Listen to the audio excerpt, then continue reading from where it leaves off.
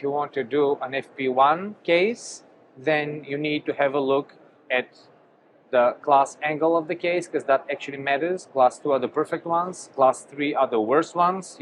So if you want to do an FP1, look at the class angle, look at the papillas, look at the tissues that you have, and make a good decision whether this is a case for an FP1 or not, given all the digital information that can be collected. My name is Dr. Kalin Marinov. I practice in Sofia, Bulgaria. I do aesthetics and implantology and restorative smile in general. What do you think about the dental world? Do you enjoy the event and its atmosphere? It's actually great.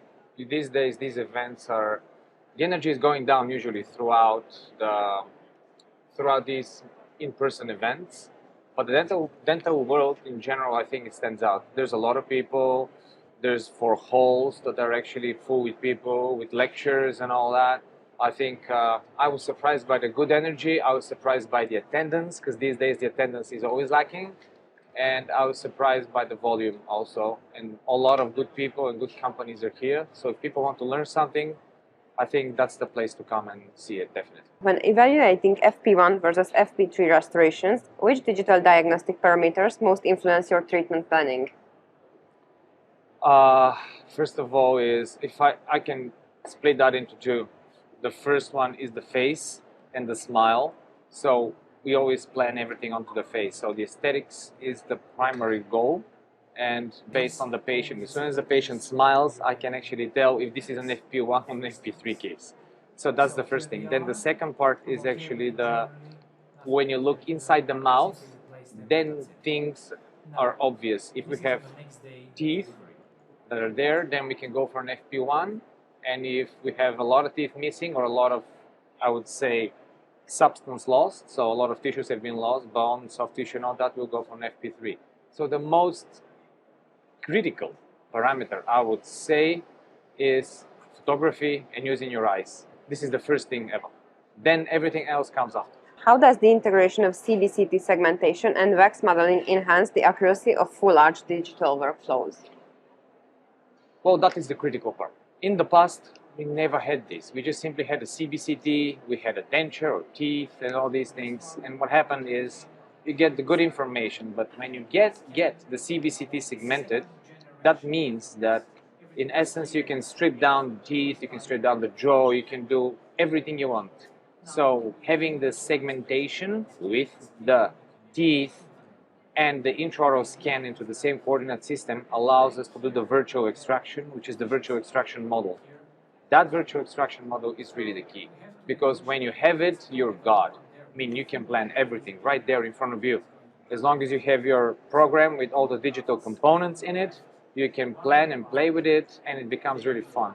So without this tool, digital dentistry would be lacking a lot. And I think with this tool, we can actually close the circle now, and we have the digital patient in front of us, sure, but we can do the virtual extraction beforehand with the VEX model. That is really a game changer. Could you discuss the main challenges in combining FP1 and FP3 restorations within the same arch, and how digital planning helps overcome them? I would say the main challenge is combining FP1 and FP3. Obviously, this thing doesn't happen really often, in my opinion. It happens in a very particular set of circumstances. So in order to combine the two, let's say you have to have the frontal dentition and the back teeth have to be lost or something of the sort, and you cannot do a resection of the bone and literally cut down everything, because you end up with the floor of the mouth, which is really not where you want to be. So there are these cases that you cannot do the bone resection because you end up much worse than what you started with. And for sure, I think that these are the best candidates for this kind of treatment, but it is limited. I think clinicians should always use their head and ears and eyes. So we should use our eyes and head when we actually plan the case, which is the key, and then think about, let's say, dogmas or theories on what we should do in these cases. Every rule has, I would say, a part which does not apply. I think that's the best way to summarize it. What is the take-home message of your lecture? Take-home message of my lecture is that if you want to do an FP1 case, then you need to have a look at the class angle of the case, because that actually matters. Class 2 are the perfect ones, class 3 are the worst ones. So if you want to do an FP1, look at the class angle, look at the papillas, look at the tissues that you have, and make a good decision whether this is a case for an FP1 or not, given all the digital information that can be collected.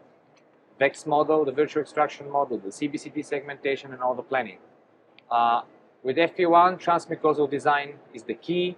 Pay attention to it. If you don't do it right, it's going to be I would say, you're not going to get the result that you always wanted. Okay. FP3, I would say the take-home message is it's really standard job these days. You do the facial planning, you plan the bone resection, and from there on, it's a matter of simply execution. And yeah, FP3, we already know, we already done for a long time. FP1 is really the new guy on the street, and the transmucosal design is the key there.